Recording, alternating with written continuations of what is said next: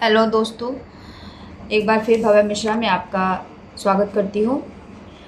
दोस्तों, मैं आपको ये बताना चाहती हूँ कि अभी शिलोंग मर्डर मिस्ट्री पूरी तरीके से सुलझ भी नहीं पाई और हमारे यहाँ इतना दर्दनाक हादसा जो हुआ है, अहमदाबाद फ़्लाइट जो क्रैश हुआ है उसका, मुझे बताते हुए बहुत अफ़सोस हो रहा है कि काफ़ी लोगों ने उसमें अपनी जान गंवाई है। कई सारे दाम्पत्य जीवन वाले थे, कई सारे नवजात शिशु भी थे, बच्चे भी थे, पुरुष भी थे, स्त्रियां भी थीं। काफ़ी लोगों की इसमें दर्दनाक मौत हुई है। लेकिन मुझे एक बात ये समझ में नहीं आ रही कि जो एयर इंडिया की जो फ़्लाइट है, Boeing 787 dream liner flight AI-171, इसने जब उड़ान भरी है तो उड़ान भरते ही ये क्रैश हो गई।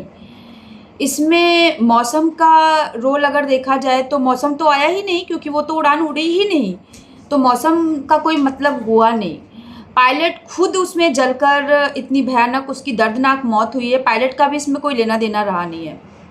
और पायलट सुमित सभरवाल जी जो इसके मेन पायलट थे, उन्होंने काफ़ी योगदान दिया है अपना इसी फ़्लाइट में या उड़ान में। काफ़ी घंटों का एक्सपीरियंस है उनको चलाने का, तो सुमित जी की भी कोई फॉल्ट दिख नहीं रही है।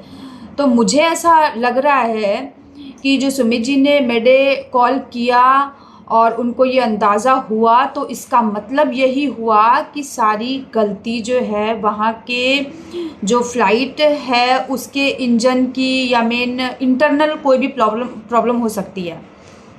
मैं आपसे कहना चाहती हूँ कि किसी को भी दोषी ठहराने से पहले एयर इंडिया वाले अगर इसकी अच्छे से देख रेख कर लेते, सर्वे कर लेते, तो शायद ये इतना बड़ा हादसा नहीं होता।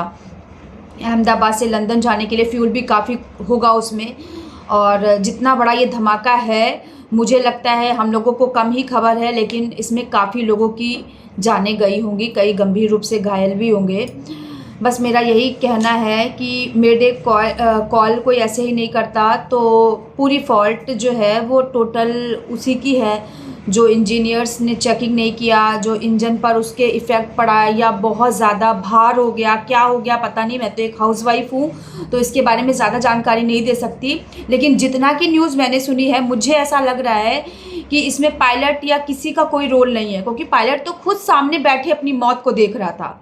इतनी दर्दनाक मौत पायलट की हुई है, इतने सारे पैसेंजर्स की हुई है, कई नवजात शिशु इसमें गए होंगे, कई बच्चे गए होंगे, कई महिलाएं गई होंगी। किसी को नहीं फ़र्क पड़ता, सिर्फ खाली अपना आदमी प्रिकॉशन सोचता है कि फ़्लाइट उड़ाना है, जाना है, कैसे क्या होना है, कहीं कोई ट्रेन हादसा हो रहा है, कहीं कोई प्लेन हादसा हो रहा है। तो मेरा भारत सरकार से निवेदन है कि जब भी कोई फ़्लाइट उड़े या कोई भी ट्रेन वगैरह जाए तो अच्छे से पटरियों की जानकारी ली जाए, या प्लेन को अच्छे से टेक्निकल तरीके से इंटरनल अच्छे से देखा जाए उड़ने से पहले, क्योंकि सारे यात्रियों की जान प्लेन में पायलट के हाथ में होती है और ट्रेन में ड्राइवर के हाथ में। तो आपसे ये हमारा निवेदन है कि आप कड़ी से कड़ी सुरक्षा करके और इन सब की अंदर से जानकारी लेकर पार्ट्स की कि ठीक है कि नहीं, पटरियाँ ठीक है कि नहीं, उसी के बाद आगे ग्रीन झंडी और ये सब दिखाने का जो प्रकरण है वो हो। बाकी मुझे ये बड़ा अफसोस है कि जो बताया जा रहा है कि इतनी दर्दनाक मौत जो हुई है उसमें अब जो है वो इतना झुलस गए हैं कि उनके DNA से टेस्ट किया जाएगा कि वो किसके घर का बंदा है या किसके घर की बंदी है या किसके घर का बच्चा है। विदाउट DNA वो इतने स्केलेटन टाइप के बन चुके हैं कि मुझे नहीं लगता कि उनकी पहचान ऐसे हो सकती है, क्योंकि वो पूरा बर्न हो चुके हैं पूरी तरीके से।